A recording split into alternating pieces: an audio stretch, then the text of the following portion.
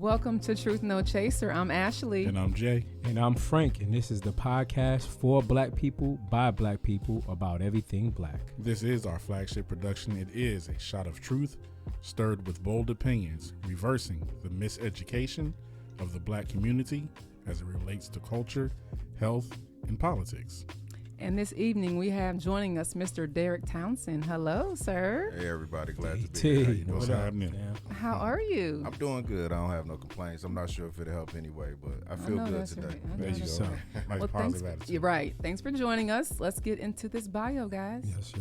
Derrick Townsend is the CEO, president of Hopeful Change, in which he oversees several programs such as summer camps, sport camps, STEM camps, music, and creative arts programs. Hopeful Change also offers full-service counseling and therapeutic services. Derrick has over 20 years of experience working with at-risk youth via community outreach, development, and programming. After several years of experience in the music and entertainment industry, Derrick felt compelled to develop an effective mentoring and mental health program to assist and address disparities of the inner youth. The mission is to provide services that encourage and support healthy growth and development. The vision is for all to have the freedom to grow and evolve in a community that recognizes and supports the importance of individuality. Hopeful Change is proud and blessed to have worked with over 7,000 youth and their families throughout the U.S. Let's welcome Derrick to the show, guys. What's up? Yes. Good to have you here, my brother. Yes, sir.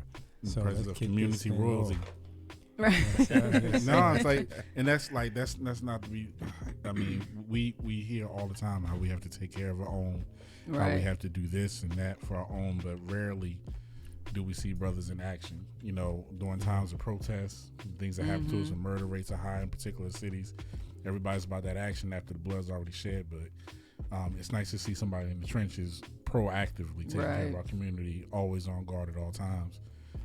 And shout out to Frank, who we don't highlight enough for doing that as well. Yes. For TNC followers and listeners, you know, my man Frank here also in the trenches of our community all the time, dealing with the youth, which is what really the trenches is, and not to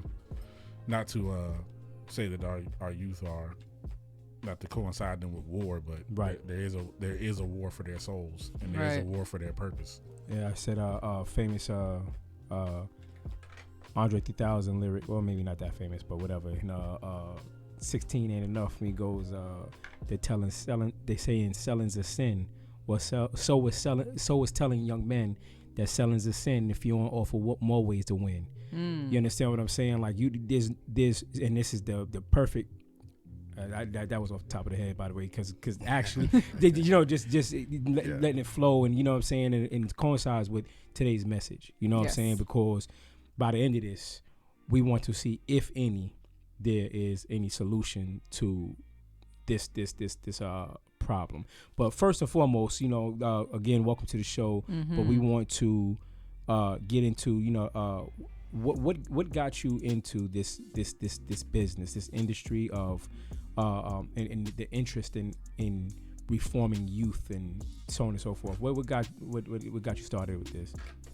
It was kind of walking in my path. I would say my life experiences. I've been prepared for this my entire life. You know, even you look at where I was born, you know, what I had to experience as a youth myself growing up in the system that I grew up in. You know, so for me, it seemed like it's been happening all along. And I say that now because as the manifestation of things have happened, as we get the financing, as we get the programming, as we go about and see the needs, I realize that these kids today have the same needs that I had. But the initial start, we were in our community, our neighborhood was considered a war zone. Yeah. So we had a summer camp program that they used to run every year, free, like the Boys and the Girls Club, but back home it was the Parks and Recs department. You saying back home as in? In this particular program, we were in the Midwest, so we were in Indianapolis. Yeah, so I spent a lot of time in the Midwest, Chicago, Indianapolis. You know, the Midwest is a cluster, so if you've been one, you kind of feel for the rest, each has its own identity, but this particular neighborhood, they were shutting down the camp for that summer because of the neighborhood was deemed unsafe. It was considered a war zone, so they were going to actually tear down that building. So what we did, to make a long story shorter, is we put together the resources. When I say we, I mean my mentor, me and my brother. We gathered the community together, and we funded that camp. Because what we realized is by them taking that camp, it was 120 kids that would have been displaced for that summer. Some of those kids, the only meal that they would have gotten was that breakfast that we served, lunch that we served, or that snack that we sent them home with. So, you know, I would say it chose me. I didn't choose this path, you know, and that it sounds good now, and I look back and I could tell the narrative any kind of way I want because I can see further down into the chapters of the book. But the reality is that was like one of my worst experiences. But at the end of that camp, and it wasn't because of the work that we were doing, it was because of the oppositions that we faced. You know, so one of the things that we initiated was a peace treaty. During those hours of the camp, it couldn't be no dealing, no killing or anything around that area. So we brought the bosses together and we established that first. And I think that's important because a lot of people try to bring programming to the neighborhood, but you can't just bring what you're selling to our neighborhood because this is all we have. So we're going to protect it at all costs. So we understood that. And that was the reason that they were shutting it down. So we wanted to provide that safe space. And then the last day of that camp, man, I had about 15 kids that ran up to me. They hugging on you, talking about kids ages 6 to 17. Right. And some of them never had a father. Some of them mothers on drugs. Some of them, you know, mother and father in prison or mother and father murdered, part of DFACS and Child Protective at that time. So you got a real high income, high crime, low income area that we talking about. So these kids ran up to me, man, and they like, when am I ever gonna see you again, Mr. DT? You know, and it hit me. Like, I had no intention of coming back the next summer because of what we had been through, going against the establishment, trying to get the funding, trying to show and prove that we could take care of our own neighborhood and our own kids in our community. So long story short, we ran that program for 2 years. That program was sold to the city. You had the Children's Museum come in and they ran that program. They took it, they changed what it would be, but at that point we already knew the power of what we could do. And I think that's important for people to understand is when you realize the power that you have in unity, the power that's just in this room, these 4 people in this room, we could change. It might not be the world, but we could change the area that we in. So that's kind of how I started, man. It chose me and it was baptizing by fire, but it started with a need to help somebody that couldn't help themselves. So that's my long, short answer. No, that's a great answer. Even hitting on one of my favorite points, the power to change even the world, and to change the world around you is to change the world. Right. Absolutely. Big time. Absolutely. I don't want to misquote it, so but yeah, they got that quote up in similar quote by Mahatma Gandhi. That's you be the change in the world. You have to be the change in the world that you want to see, or something like that. Be the change. Paraphrase, yeah, that's my paraphrasing, but yeah. Okay. So what is the hardest part right now that you're dealing with? Just the sheer violence. The need that we have has grown since the pandemic. You know, before the pandemic, you know, we may have been servicing 4,000 or 5,000 families, but now you have 15,000 families that need food. Wow. You have the murder rate, you know, that's increasing. You have the drugs that are coming in. Now, you know, back in my day, it was you either smoke weed or you drink. You know, we didn't mess with the other stuff. It wasn't cool. But now you got kids that it's cool for them to smoke crack. It's crazy. You know, it's a challenge for them. It's the thrill. So I think we're battling a lot of things. That's a loaded question. Our biggest thing is we're up against technology.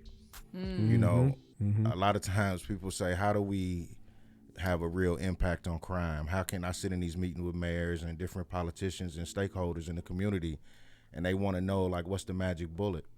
And for me, you have to match your level of competition.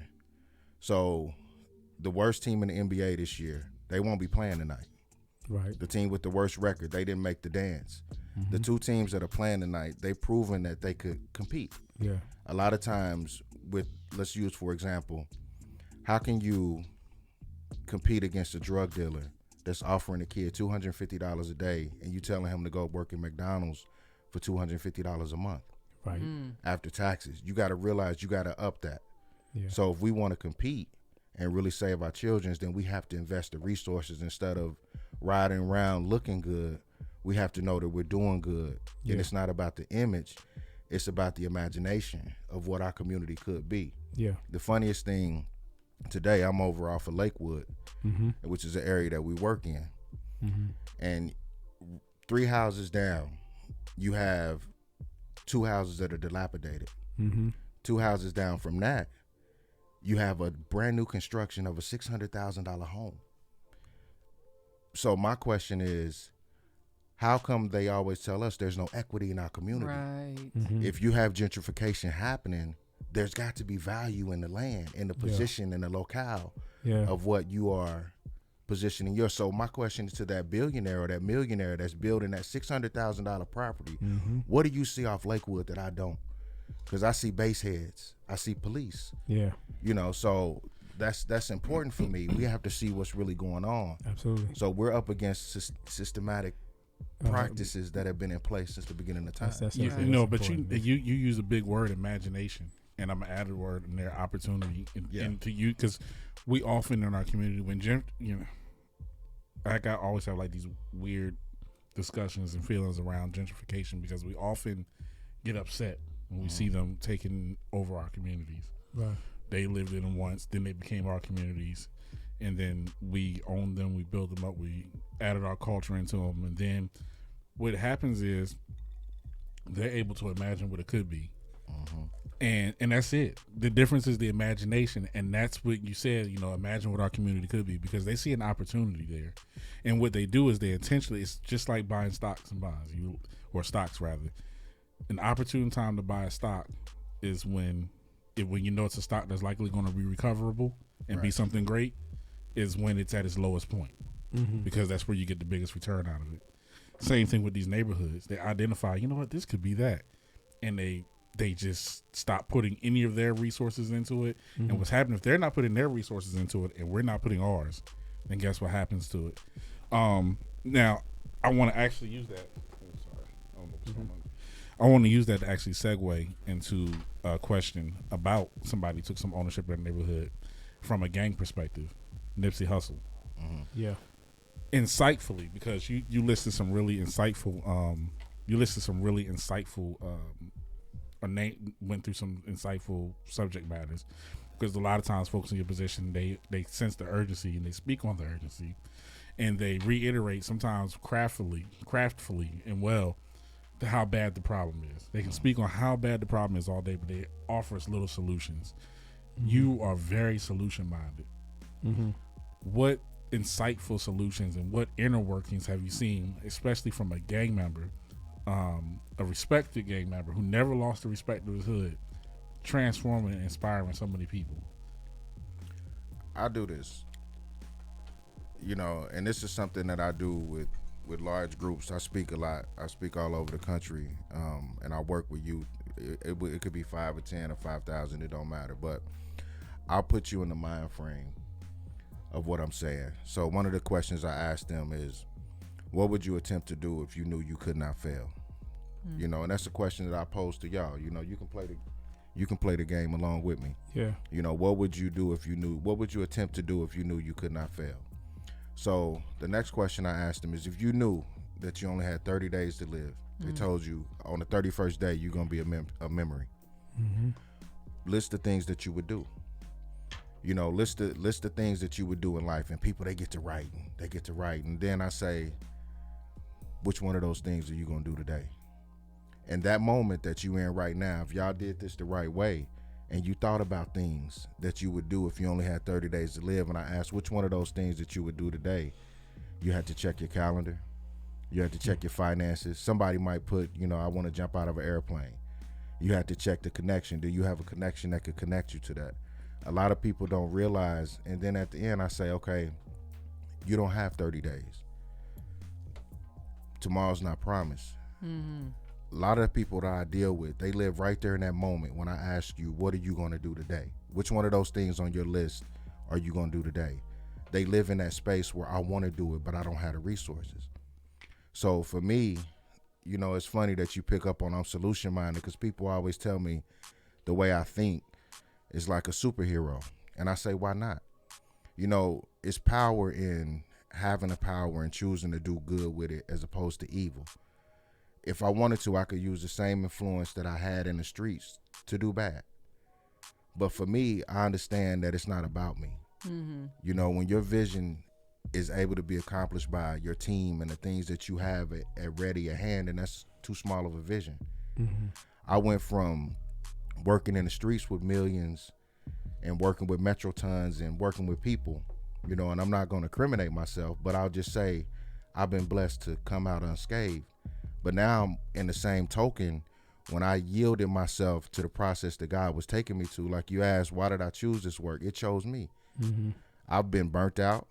I've quit several times, you know, and then started right back 30 seconds later. Mm-hmm. You know, sometimes you tap out, but I had this formula. It's called pain, promise, and purpose. Mm-hmm. I took the pain of my life, the traumatic experiences that we go through. I allowed that to put me in a position to make a promise to myself. My promise to myself was that I wasn't going to be buried in the Midwest. I didn't want to be buried in Naptown. I didn't want to be buried in Chi-Town. And that promise to myself allowed me to begin the process. In my lifetime, I've had 32 of my friends murdered. Mm-hmm. You know, so, and I stopped counting years ago. Mm-hmm. But in the same token, you hear that number, 32 of his partners murdered. And I'm not talking about people. I'm talking about people. I grew up in a generation where we share clothes. If I got it, you got it. If I'm wearing it on Tuesday, you wash it out, wear it on Friday. Mm-hmm. You know, we both gonna be fresh. So these are people that I broke bread with, you know, and how I came up with that number. My mother came to visit me one day and she said, you know, I was in the kitchen and I was cleaning my greens. And she said, I started to think about all the young men that played in the backyard that are not here anymore. And she said, I got to 21 and it kind of hit me. And the reason I'm sharing this is because we are desensitized. Mm-hmm. I'll give you an example. Right off of Cleveland, a security guard got his brains blown out. I saw that on camera too. On camera. Yeah. And then you see the community walking up, stealing from him, picking his pocket, kicking him in the head, right? Yeah. The news ran that story a couple days. Yeah. And what I'm saying is not insensitive, what I'm about to say, but when you have situations that happen to us, people of color, we're desensitized to it. Like, oh, okay, it wasn't my people. Right. That's the first thing you hear about a murder is you check to see if it's somebody you know. And if it's not, then a lot of times you move on from that. Yeah, so easy to move on. Yeah, it's so easy to move on. But when you have what happened in Uvalde, that hits different. Mm-hmm. Yeah, because now it's innocent babies. Some people say that man was a security guard. He should have been knowing the pack. Yeah, you know, he should have knew what area he was in. So my thing is, a life lost is a life lost. Right. One of the funniest things, and I spoke with some kids this morning at one of our STEM camps, and I took the word live. Mm-hmm. And I said, live is the same as live. Yeah. And evil is live backwards. Mm-hmm. Like, let that sink in for a second. Mm-hmm. It wasn't enough words where you could separate that, maybe 2 V's for live or. Yeah. But you have to understand what we're up against. Have you ever met Webster? No. Is Webster a woman or a man? Is it an entity? Yeah. But we accept the truths that they give us. Yeah. You know, just like you have the school itself is a breeding place for tragedy, the way it's set up. A lot of your old school people tell you when they separated church and state, that's where we ran into the problem, but that's not it. When we sold our community for change, that was the problem, because we took our resources and we ran with it. You know, I was reading something the other day where it says that the majority of the slaves that were sold in Africa to the British or whoever came, the Europeans, were sold for guns. Mm-hmm. And you look at where we are today, it's not a new problem. So it's not a new solution that we need. Mm-hmm. We need more people that believe in the truth. Mm-hmm. And that's why you look at what you say, y'all show us truth, no chaser. Yeah. A lot of people can't accept their truth.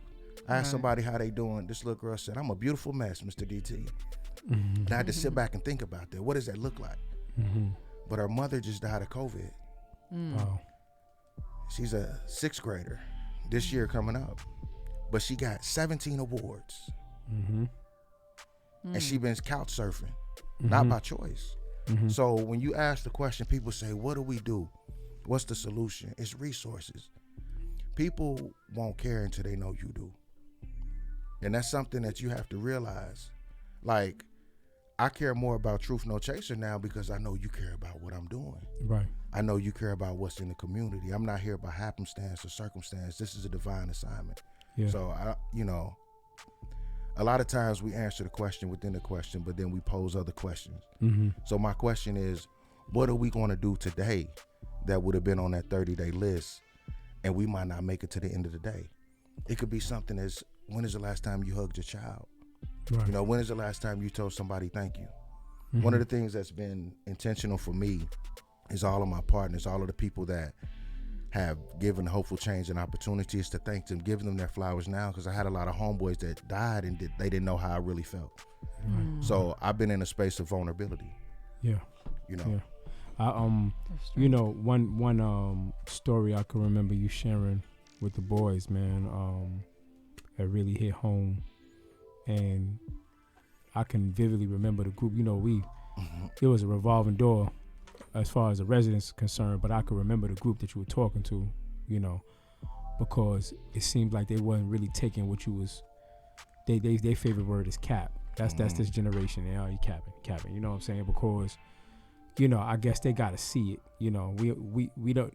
And for me, I've never been a gang member. I've never been a part of that life. So I'm gonna be honest with you. Sometimes that makes it a little tougher to connect with the kids, because they don't take me serious. They're like, you know, if you ain't get it out the mud, how you gonna tell me? You know what I'm saying? Right. But I used to see sometimes every now and again we had a group of knuckleheads that we would come through and almost be the same for you, and you would have to tell them a story just to kind of shake them up a little bit. Remember you telling them like you ever had to, you know, your partner's brains blown out and you trying to put the brains back in the head. Like, you understand what I'm saying? And you know, I just remember some of their faces is like, you know, you can't. But then the ones that, and I wish I could kind of have a connection with them now, because I love to see how those kids are doing. The ones that heard those horrific stories, and it's like, you know, I understood the scared straight method and stuff like that. I get that, but sometimes the love is what's needed. You know what I'm saying? Right. Because that's what's missing. You know what I'm saying? So I ain't necessarily have to bang blood or Crip. You understand what I'm saying? For you to understand where Mr. Frankie coming from. Yeah. You understand what I'm saying? But just know that I love you enough to care about you. You know what I'm saying? That you're not moving out on these streets. I got a few people that I keep in contact with. You understand what I'm saying? But anyway, you know, I could go on days about that. But you know, on your bio, you mentioned music industry, that that you've been part of the music industry for a while, and I will often hear you talk to the kids about the influences. Go through that a little bit, you know what I'm saying? Because I'm a firm believer in that. You know what I'm saying? That the music holds power. I want to talk a lot about different influences. This is a hip hop aficionado here. You understand what I'm saying? Yeah. So like, and then you know, like, to add on to Frankie, right? I remember one time. So I used to be a police officer. For those who don't already follow the show, I know. And I remember I would work a lot with gangs, working in the public housing unit. And we would do both sides of it. We would do the relationships. We would do the programs. We would spend time with them. We'd take them out the hood, take them on trips. And then on the other end, the ones that wasn't down with that, we was locking them up. I remember a cat one time. This cat was maybe like 19 years old. He's in the backseat of the car on the way to the jail. And I'm playing the radio. I'm listening to hip hop. He's like, "What you doing listening to this?" I was like, "Y'all ain't allowed to listen." I'm like, "What do you mean we ain't allowed to?" Right. So he's like, "Well, what you know about it? How you know these songs?" I'm like, "I'm a person, bro. What you talking about? Like, we just chose different paths, but we from the same place." He was like, "This Wayne though. This is Lil Wayne." Yeah. He was like, "Wayne a real." I was like, "Really?" And I was like, "You know, that blood game all day." I was like, "Not really. You know how he got down? It was more like a blessing. Yeah. But like, he real." And I said, "You know what's funny, man? He was like, he's real and our stuff y'all talking they now. I said, you know what's crazy is Wayne somewhere living $1 million life and you in the backseat of a police car on the way to jail with nobody to pay your bond. Right. Let that sink in. Why you glorifying that shit? That's real. That's real. You saying he real and you following behind him. He's somewhere chilling. You on your way to jail with nobody to pay your bond and nobody to call, fam. So let's talk about that. Okay. Yeah. You know, I'll say this, and this is a great time to have this conversation because of what's going on in the world with, you know, with the YSL cases going on. Yep. And I'm connected in several ways because of the work that we do in that community. And we want to talk a lot about the gang part. Okay. Portion of it. So I'll say this. The influence is so heavy that you have a young man that was just arrested. 13 or 14 years old for threatening. We're just talking about that. And this is a real case. So this young man, people say, oh, he a baby. They probably give him a slap on the wrist. No, these are federal charges. Now, for the people that don't know what you're talking about, go ahead. The young man that threatened to kill the Fulton County Sheriff over not freeing Young Thug or Gunna, or any of the YSL brothers. You know, so that's the influence. He's never met them. That's why you should stay in school. Because if you're going to do that, threaten the right people. Right. Threaten the teacher. Right. Not the fucking county sheriff. I'm saying that he's not even controlling who can free him. and you have to think about, some people say the misconception is, could he carry out that threat? And that's why they had to take it serious, because he could have. Yeah. You look at what's happened in Florida this week, where you have a 10-year-old girl that killed the lady that her mother was fighting. I heard about that, man. That's crazy. And let that sink in. She's 10. And she killed her cousin too, by the way. Her cousin was killed too. Stabbed her cousin. Damn. 8 years old. You see that? So that shows that it's a pattern. I think one of the things that allows us to be successful is first the blessings of God. Yes. But people, they say I'm prayed up and I'm, they got all these cute sayings. And I have nothing against any organization. We partner with the churches. We'll partner with anybody that's about bringing change and hope to our community and helping establish sustainability and equity and helping these kids. One of our goals is to create a pipeline from we get them when they're at a certain age. We used to work middle school to high school. But what we found out is that wasn't soon enough. So now we have programs that get them as soon as first grade. And we've created pipelines through our partnerships and through our work in the community where we can take a young man or a young lady from the first grade all the way through college. And that model has been successful. We have several kids that are graduating now. I think you are only as good as your opportunities. How can you know you could be something else other than a rapper if all you've seen is a rapper? Why would I want to be a Burger King worker and wear that clown suit when I can rap about my neighborhood and my environment and make millions of dollars? So I think similar to what Cardi B said. Yeah. Right. Yeah. My only gripe with the music industry is we have to begin to peel back the onion and tell the truth. But the truth is an ugly thing. I've always been taught two things about the truth. It'll set you free and that it hurts. And that's true about it. If the music it's going to come a time where the music industry is going to have to take responsibility for the damage that it's caused. I grew up in an era where Tupac and Biggie was popular. And the influence was so powerful at that time. I didn't like people from New York that I never met. You know what I'm saying? Nah, don't play that Biggie around here. And I'll say me, not me as a person, because I love music. I the Warning, all of that. I love Biggie, I love Pac. Yeah. I just love music. But you have some friends that won't, to this day, listen to Biggie Smalls. Wow. Just because he's from New York. So that's the influence. Music has such an influence, but you have to understand what's driving music. And I'll let you know what's happening behind the scenes. As you look at, the other day I saw the MTV Movie and TV Awards on BET. On BET, yeah. MTV Awards on BET, and how is that? And it's because of Viacom. Same parent network. So you'll see it on country. You'll see it on country music. You'll see it on country music television. You'll see it on everything, pretty much. But when you was growing up, didn't they make you feel like you had to choose?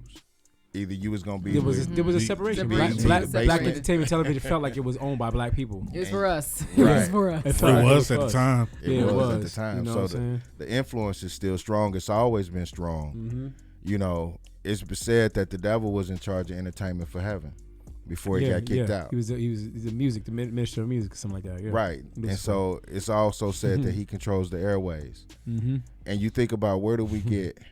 If you watch the news every day, you'll be scared to go outside. Me and my mother had a real conversation today.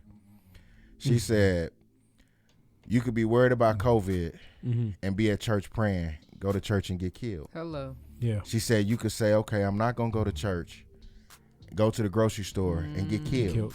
School. She said, it ain't safe nowhere, is it, son? I said, it never has been. She said, at least you was always listening. You know, and that's the thing about it. We live in a society where nobody feels safe. Damn. You got 6-year-olds packing guns at school. Right. And we'll smoke you. We got a case right now, 12-year-old facing 20 to 40 years in federal prison. You say, how is that possible? Because of the charges. And he didn't even pull the trigger. One of the things that Mr. Phoenix Shakur told me, she said, you know why my son went to jail? And I said, why is that, Ms. Shakur? She said, not because he did anything right or wrong. She said, my son did not understand the laws where he was at. He didn't understand the laws in New York. But the people that he was with, they did. And I'm not pointing fingers at anybody. Right. But you got to think about this. You take I-20, you start in Conyers, and you ride to Six Flags.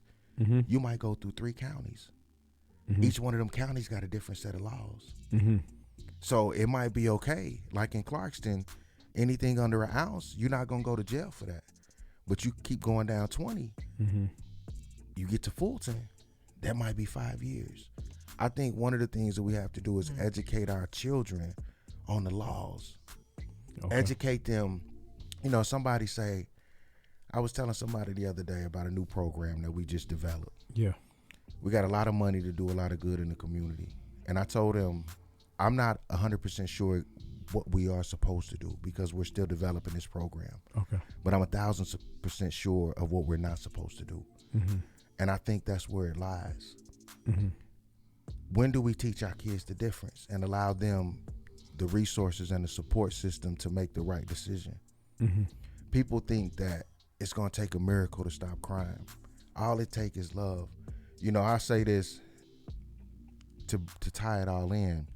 People use the word gang, but you think about, even in your own life, when you use that word gang, you usually thinking about a Crip or a Blood or MS-13 or NS-4. You know, it means something different today. It means something different. But I always tease my sister because she's a AKA. And I always say, y'all had a gang meeting today? She said, boy, we not no gang. We're an established organization, you know. I used to say that too. Collegiate gangs. But he's right. Yeah, I used to say that all the time. The legal, the law definition of a gang. It's a gathering of a couple members. Well, right? no. There's only one thing. There's only one thing. Literally, legally, only one thing that separates Truth No Chaser from being a gang, from Kansas City Royals from being a gang, from the AKAs from being a gang, is that their assembly is not for a criminal purpose. There you go. Every other box is checked off for gangs. Yeah, for gangs. Yeah. Kimber said that. More than 2 people join together for a common purpose with unique identifiers. That's a unique identifier. We have a common purpose, a podcast. Yeah. Casey, that's a unique identifier. You understand what I'm saying? I rep that Wi-Fi, son. The only difference is and that's what people don't understand. That's what people don't understand what was going on with YSL, because you know, and they say, well, they're using, you know, I was saying over here saying when you were talking about controlling communication. I talk to my crew all the time about how to read the headlines, how to read these articles and understand how it's meant to already make you, position you to feel one way by the headline. And then when you read the article, it's already jaded to make you feel a certain way, so that you'll often find that the truth is on the defense. The truth and what really happened is on trial. And because the story or the lie, whichever one is being told, is more compelling. Yeah. I was reading something the other day you were talking about children being killers by obviously what's influenced them. Last week, I sent you all this article last week down in Fayetteville, Fayette County. Mm-hmm. Sheriff's deputy got called, or Fayette County police got called to a routine child custody. They were supposed to exchange a child, and the guy goes, all right, a deputy goes with the guy to the house. 13-year-old comes out the house, and the article says the title 13-year-old comes out the house shooting and shot the person that was there to pick up a child, and then the deputy returned fire and shot the 13-year-old. The title of the article was Deputy Shoots 13-year-old in the back of the head. Yeah. That was the title of the article. Then when you read the article, it tells the story, but it says the 13-year-old began firing shots, and the deputy returned fire and shot the 13-year-old. After that, it says the 13-year-old, one of the shots ended up striking the person who was there to pick up the kids in the arm. They said firing shots.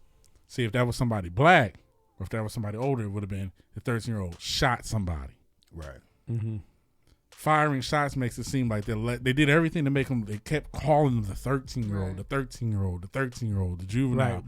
Because it makes them less threatening. It says firing shots to make it seem like they were just shooting a gun and a bullet just happened to hit somebody, and then the deputy was like, "Oh no, you have to make sure you're reading properly because he who controls the airwaves controls the people.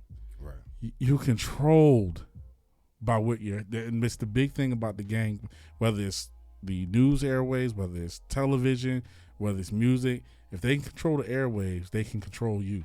Right. Mm-hmm. And that's so key. That's so important. Mm-hmm. That you be trained on how to receive stuff. Do you think it's gotten worse? You know what I'm saying? As far as, so you had mentioned the era that you grew up in, right? You know, like, so, we all grew up in the Biggie Pac era, right? Where, it was a clear divide, between two coasts. And even that was because of headlines. Mm-hmm. You understand what I'm saying? The groundbreaking moment was East Coast versus West Coast. Vibe magazine. You understand what I'm saying? So anyway, it caused people to, but the rappers fed into it. They come back later on and they said, well, the media did that. But at the time, they fed into it. Yeah, absolutely. But in terms of gang affiliation, like today, right? There were people repping their gangs back when we were, listening to hip hop. We didn't necessarily follow it, but we listened to it. But today, I feel like the youth gravitates to it.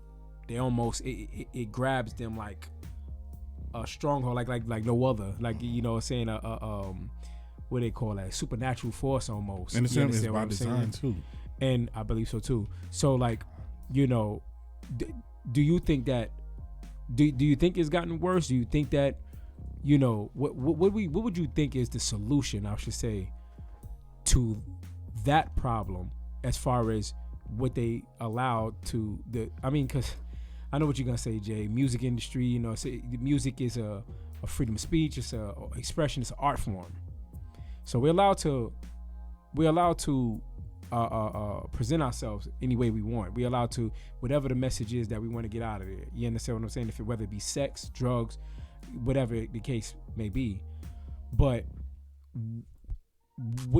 is there a stronghold that they could that is beyond the man, so to speak's control, where we can kind of get a hold of these artists and be like, all right, listen, this is what this is doing.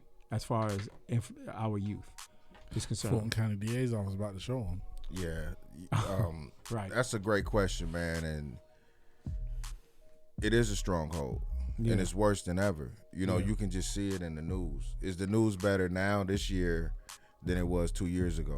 It's not. The same. We didn't have the mass shootings that we having them back to back now. Mm-hmm. Oh, got you. Yeah. So they always come in waves. Mm-hmm. You mentioned earlier, you were saying about war. We at war. We at war with ourselves. I always tell people, before you worry about your enemies, get your enemies together. Wow. Sometimes we're our own biggest enemy. Yeah. Sometimes we're our own. Say that one more time. I tell people all the time, it's not your enemies, it's your enemies that's holding you back. You know, a lot of times we have to go back to this. Let's go back to this. We'll rewind back. Yeah. Let's get it. When you look at gangs, right? If I say gang, you're going to think most times black or Latino, black or brown. If I say mafia, you're going to think respected Italians. Respected, that's right? funny. You understand? Because they're called the mob. Organized. If I say KKK, you're going to think white supremacy. It's funny because you were saying as an officer, you understand this and you can attest to this, gangs are used to its advantage when it's necessary. You could have 6 young men that are just out there playing basketball, pants sagging. That's a gang. You take them 6 young men, pull their pants up, give them skateboards. Oh, that's a crew. You have to understand what the word gang comes from. When the Crips and the Bloods were started, they were charitable organizations. They were formed to do good in the community. They had breakfast programs. Yes. And you have to understand the culture. What has happened is, if I can take hip hop and do an experiment, you know, they say life is the great experiment, right? If I can take and separate the East and the West Coast with just 2 rappers, I know the formula works. The way that it's gotten worse is now I'm separating the East Side and the West Side of Atlanta. And now you got them in a close proximity. The truth is, how many times did Pac see Biggie doing that? Because they was on 2 different coasts. The possibility of them running into each other was slim to none unless they were headed somewhere that caused both of them to be there at the same time, which is like fate. But now your op could live next door. Right. We had a case where we had 3 shootouts in one day, 2 houses apart. You know, they say keep your friends close, your enemies closer. You know, so that's what it is now. The stronghold is money and crime. It's money and gangs. People make the estimation that gangs are just black and brown. People don't understand the corporate dollar that's behind gangs. It's a word that I tell people all the time. I tell kids, learn this word, privatization. It's people that are investing in prisons. Not like people that you never heard of, but I'm talking about brands that we support. Nike. You know, you got people that are investing in prisons. And you have to ask yourself, are we sent to prison? I think you mentioned Outkast earlier. I think Goody Mob had a line, it might have been CeeLo, that said, the fence that they built, is it to keep us in or to keep them out? When you look at the projects, they put a fence around all the projects and then they tore them down. Yeah, cell therapy. I look at now, where's Bowen Homes now? Where's Thomasville Heights now? Where's Bankhead Courts now? They all torn down like they never existed. And you have people that were traumatized. When I first moved to Atlanta, they said, stay out of Bankhead. That's the first place I went. Take me to Bankhead. Because I wanted to see. And see, for me, when you talk about youth and you talk about like the AKAs, like I was referencing and messing with my sister, y'all got colors that you represent. You won't catch an AKA in red wearing the elephant, because that's not what they represent. You won't hear them calling out the call. They got colors, they got together. A gang sign, right? Together, you know what I mean? They might associate, but each is gonna they gonna let you know. No, I'm an AKA at a Delta function. You see what I'm saying? But it's the same concept. When people say, what's the problem with gangs? They offer 2 things that people don't realize everybody needs. That's currency and connection. People feel connected. Yeah, feel love, feel a part of something. Feel a part of something. If I got a 10-year-old that's been neglected, don't have money, and I can throw him $100 to take this package over there, in my way, I feel like I'm helping him, because without my $100, he won't eat. Right. But in return, you don't see the psychological damage and the trauma that you're causing on this young man by introducing him into something that's called a never-ending game. See, the reason it has a stronghold is because we don't have the warriors in place. The solution is men. Yeah. And that's what I was going to ask you. How many men do you have involved, or so 2 parts? How many men do you have involved with Hopeful Change, and is it hard to get men involved? we have a lot of men that are involved because we're intentional. Okay. We understand. You know, we have a lot of women that are involved. To be involved, you have to show that you care. To be involved, we have to know, you have to be vetted, because the streets are going to vet you. Like Right. you could say, I want to go out with your DT and canvass the neighborhoods, but the streets are going to certify you. You know, before we go out there, we have to be certified. So it's not hard to get men involved. What the problem is it's hard to get people to care. People don't care until it affects them directly. Yes. Yeah. You know, I had a homeboy whose aunt died. What does that mean to you? I got a homeboy right now who's gonna bury his aunt this weekend, but it's not gonna stop you from doing what you got to do this weekend. And it's no knock against you. Yeah. People don't care until it affects them, and now people care about crime because it's affecting everybody. You can get your cap twisted in Buckhead now. Yeah, that's what I said about, when Biden was running for president and everybody was like, the 94 crime bill, he voted for that. But that was a time where, for the first time in America, people were watching people hang. I always said that was the first time in America people were on the regular seeing people with gold teeth hanging out the back window shooting. America was like, what is this? And it's affecting too many people now. Whatever we got to do to lock them up, Right. lock them up. And now all of a sudden, people just say, okay, now it's affecting me. I don't care about the collateral damage. I'm willing to vote for it. Right. And, to go back to what you said, I keep having to go back to, you keep saying, dropping so many jewels. There's always going to be a rise to power in the community. Whether it's a jail community, whether it's a ghetto community, whether it's the kings and queens over in Europe, when you take a people, you put them into place, there's going to be some kind of way people, maybe even if everybody's naked, all the people with brown hair are going to try to take over all the people with dark brown hair. Excuse my language, but Mexican immigrants were the first niggas of California, so they filled up the prisons. So to protect themselves from Mexican rule in prisons, blood and Crips were formed inside of the prisons as a protection from the mountain. And what gangs are channeled out of the prison out to the streets. And then in the streets, you were right, they were doing like the charitable work. They were defending their communities. And then what? You have black communities. There's got to be a rise to power between the two. So now there's a power struggle for something that was started out honorable. Right. And now there's a power struggle, because that's the way, unfortunately, people are. Especially in Western cultures, because we've been all in Western cultures breeded to be that way, thanks to situations that white men put us in. Then, unfortunately, what happens is people begin to two things you said. You're watching the music industry basically have to pay atonement for what they've done and the messages they've put out. And the other thing, you talked about, basically that love being extended to youth. Like our youth it's flipped into our youth being pimped out. I look at one of the biggest examples, Chris Brown. We're talking about music. Chris Brown came out doing his dance, doing his thing, and next thing you know, he got arrested and he came out of jail, and everything is blood. And that was forced on our children. Like he didn't do it. He was brought in and told to be their representative, and that happens so many times over. Soldier Boy. There's a lot of them. Lil Wayne. When they started out, they weren't. They got arrested or went into somewhere, and somebody said, "Yo, you're going to rep this so that you can be our symbol for us." And now you're seeing them having to answer to that. And you talked about it's going to be something that takes greater to beyond men, and I don't know what that is. I don't know.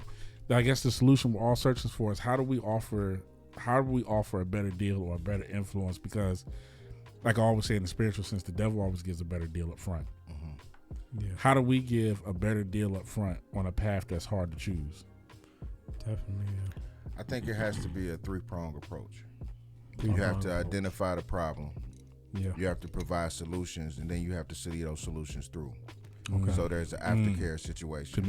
Commitment. Dedication. It takes strategic planning. It takes money. You look at what we do, for example. Right now we have a program, and I won't mention it, but it's a program right now. Well, actually, I will mention it in this sense. I'll tell you about another program. You mentioned the DA earlier. They have a program where they are employing kids for 10 weeks, teaching them skills, getting them out the community, and they actually get paid each week. It's keeping them safe. It's keeping them out of trouble. And these are young men and young women that may have cases. These are young men and young women that have charges. You know, most of them do. I'm But it's familiar an with. alternative. I actually worked that program in a different state before. I know exactly the program you're talking about. So you know the power of it. It's a powerful program. It's a powerful program. I think it's not a sprint, it's a marathon. Right. A lot of times we look for the quick solution. You know, I will ask you this. If I offered you chitlins that were cleaned and cooked in 20 minutes, would you eat them?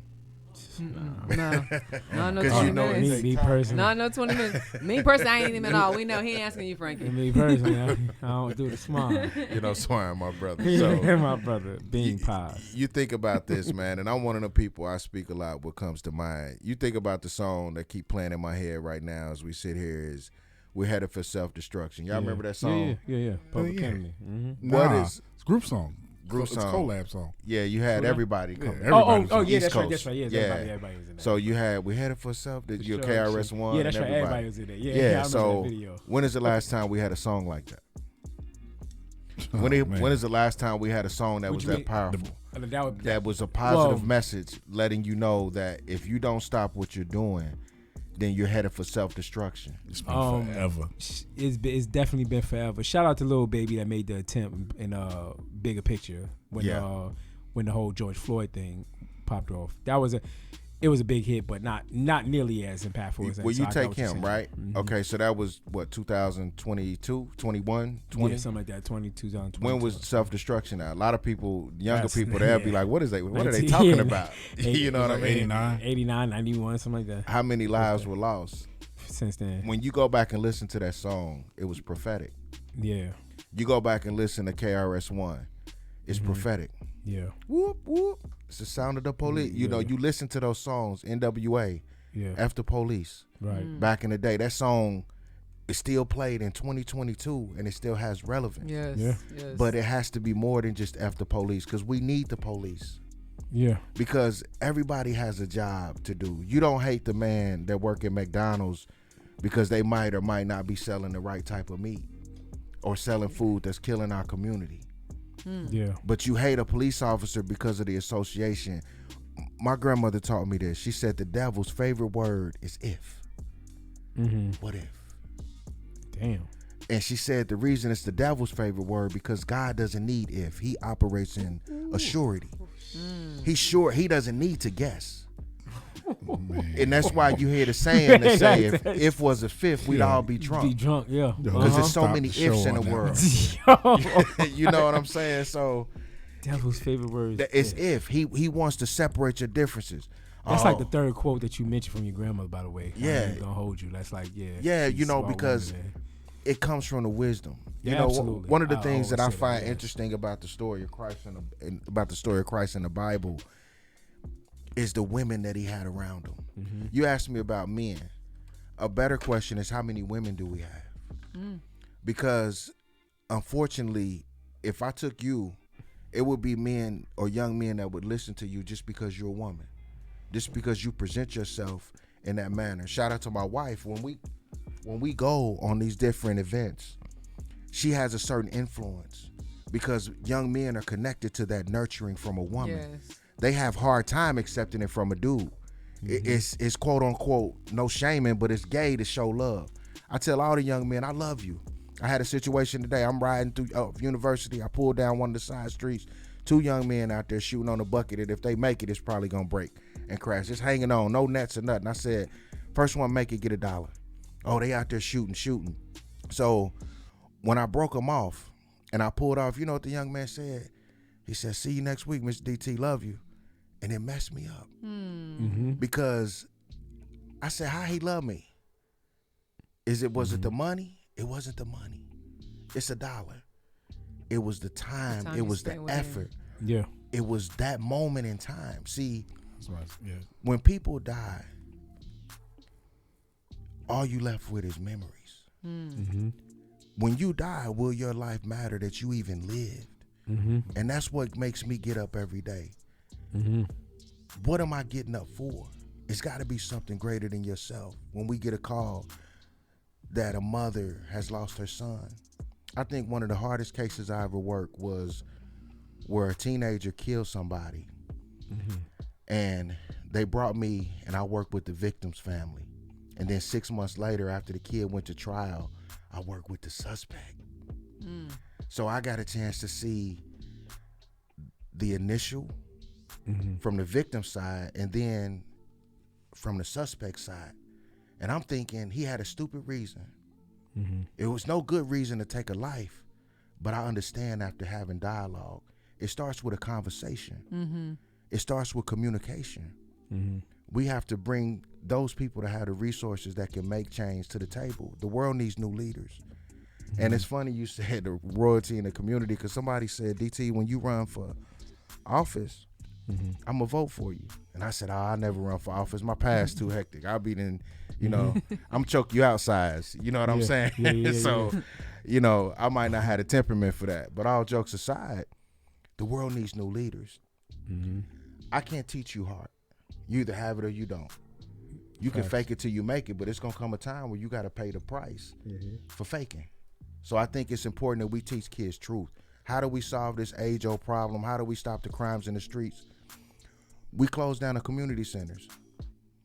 They closed down 23 community centers in Atlanta. Now they building them back up because they realized they took recess. Our kids don't have recess. They don't have the outlets. They don't have the resources. So what we try to do is bring together like minds, partnerships, stakeholders that can bring resources. We need resources.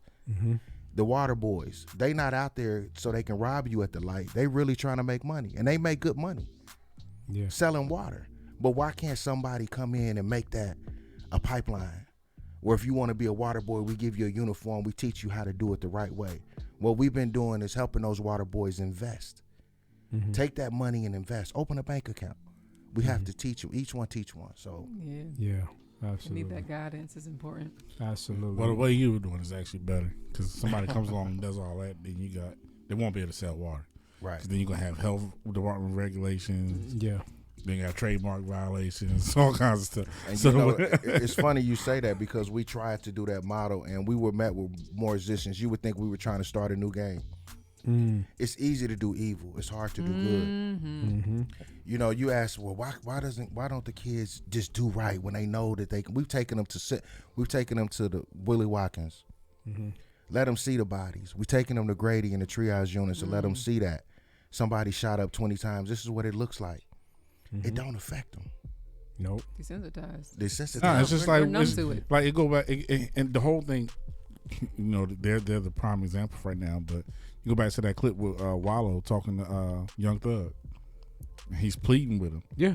He's like, yo, y'all got to get out that life. And I mean, there's nobody more authentic to be talking to Thug than Wallow. There's nobody more authentic to be talking.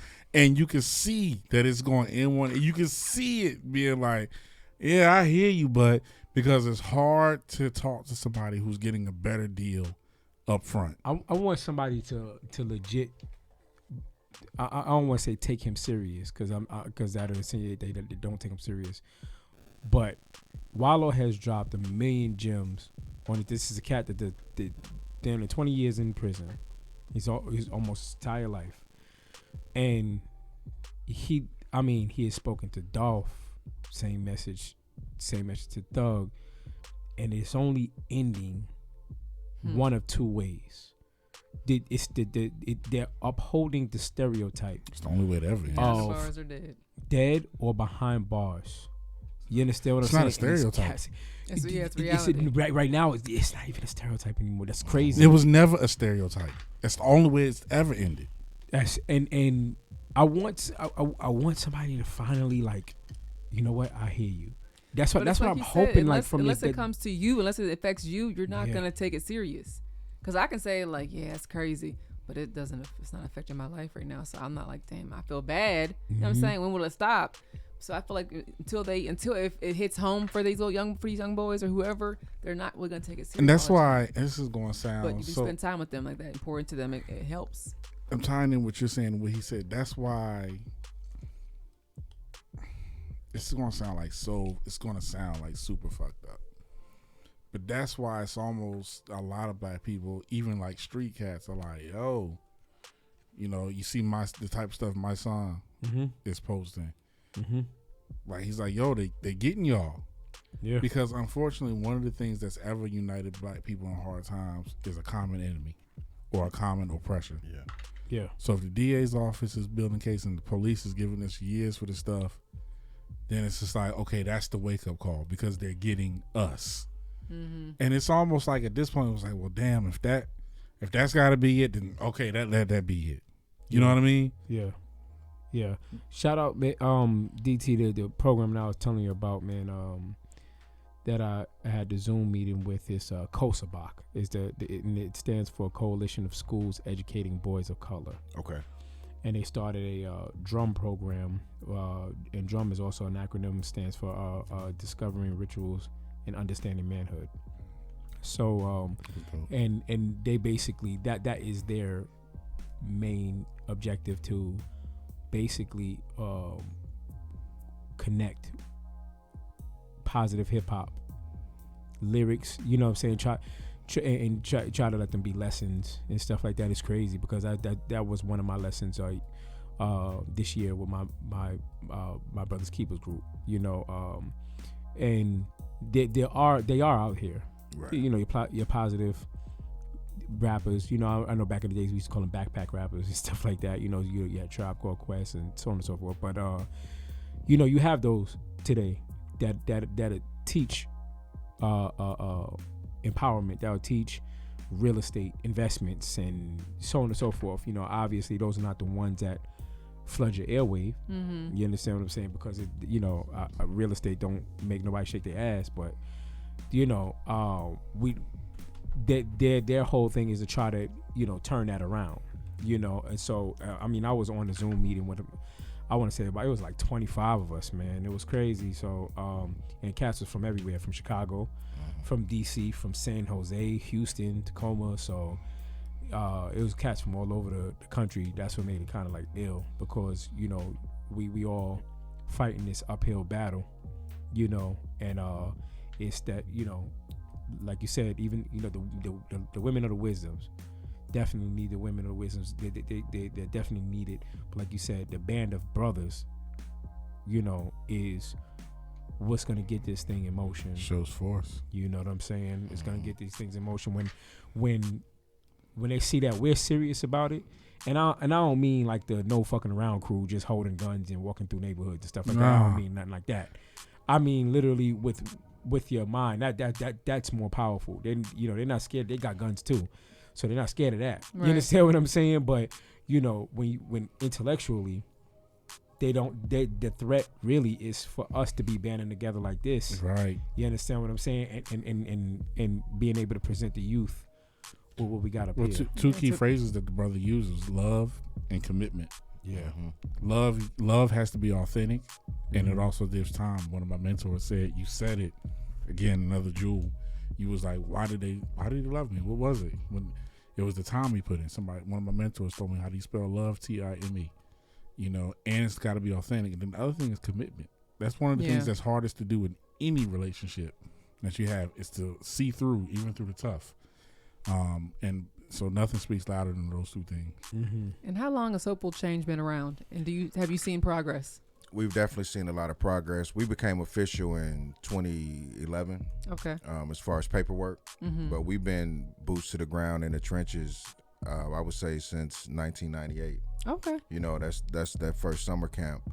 You know, long before we had a vision or a mission statement, or we had big time partners. And, you know, shout out to our community partners. You know, a lot of people, they think because we black owned and we grassroots that we haven't been strategic.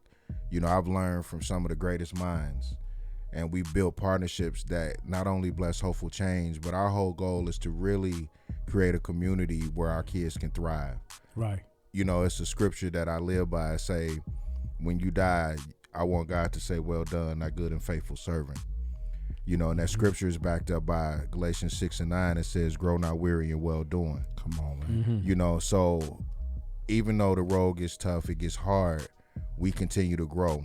You know, just as sad as it is, one of the hardest things I've ever had to do, and I tell people, is to help a mother pick out a suit to bury her 14-year-old son in. No. But in the same day, I went and watched 3 kids graduate. So a lot of times in the work that we do, we're in the same space of empathy and sympathy at the same time.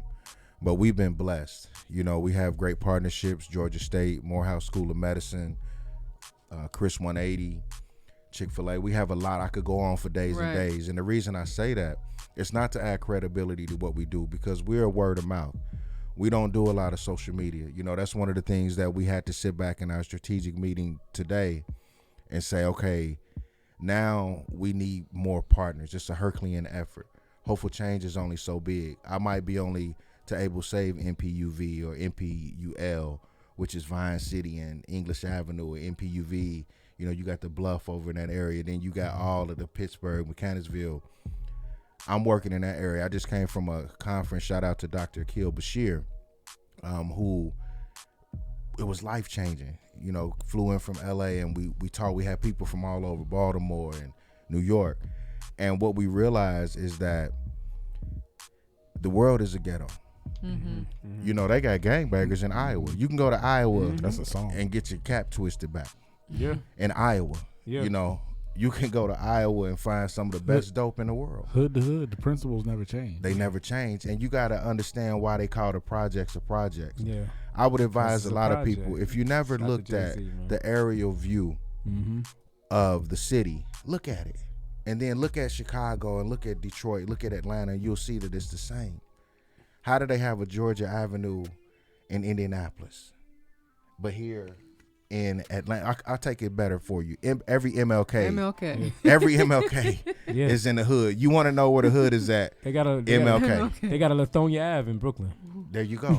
But you take MLK. Every city got an MLK. Well, they named after people. Huh? They named after people in old English provinces and stuff. Oh, Yeah. okay. But you take MLK, our greatest quote unquote leader, our most celebrated leader, and every street that he has is like the division. It's violence. It's the poor school system. You know, my wife, shout out to my better half, she's a graduate of Spelman. And the culture shock that she felt Shout out Spelman. when she was dropped off at the AUC. Where's she from? From Ohio. Okay. So, you know, you coming from Up north, a yeah. well-developed, you know, y'all got a school system, and you come in, you think it's going to be like Hillman, and you come down there and you seeing base heads walking around. They say, you know, don't go in this area after dark and walk in twos. But why is that every black college is in a poor neighborhood? Shout out Morris Brown. And they all got a Church's Chicken next to them. Always. And a good Jamaican spot. There's only 2 black colleges that Shout don't out- have a Church's Chicken next to them. Shout out Morehouse. Clark Atlanta, I guess we do them all. But you know, man, you know, God, you just dropped so many jewels. Yeah. What? While they're thinking about their jewels, what is on the horizon for Hopeful Change? Yeah. What do you want to see come in the next few years? What would you like to happen? We have been able to work with some different collaboratives. We've secured a lot of funding to do programming. That's good. One of the things that we want to do is we want to provide the resources. So we've been heavy in the entrepreneur world, taking these young minds and these ideas and let them know you don't have to wait. You can start businesses now. We have young people that are actually starting businesses. We have young people that are actually working on a podcast of themselves where they can get their story out. So for Hopeful Change, we are at that phase where we are doing the work continuously. We have our private practice where we do the mental health and the therapy and counseling, but we're offering services and resources that will allow these kids to develop. It's one thing to say, hey, go be a doctor. Right. But if we can give you a pathway, Tools. connect you with the doctor, and then you can grow in that environment, you're only as good as your resources. Right. You know, so we want to provide those resources. We want to utilize our partnerships, continue to grow, and we want to continue to make change and develop programs that are sustainable. It's about sustainability. Right. I'm trying to work myself out of a job, I know that's right. you know. So if somebody out there is watching and interested in joining or volunteering with you guys, how come they get in touch with you and how can they become a volunteer and work with you? We are revamping our social media is The Hope to Change or at The Hope to Change. Our website is hopetochange.com. Is it with a 2 or is it T-O? It's Just the 2. Okay. So HOPE 2 change, Okay. you know, .com. Okay. Our email is the hope to change at Gmail. So everything is tagline with that hope to change. But our website gives you all of our information, how to sign up for different programs. So you can find us on social media, Instagram, on our website. We don't do Facebook necessarily, but we're revamping. So when you get to our website, you'll better find our Twitter feed and all of that. So we got a great group of young college students that are working as we speak right now on our social media. And can anybody sign up? Can anybody volunteer and work with you guys? Or you vet them, background check or anything? We vet them just depending on the kind of work that you're doing. Okay. We take all volunteers. Now, if you're going to be working closely with kids, it's a different process if you're going into the schools with us. But we have a place for you. There's so much work that needs to be done. There's so much grassroots.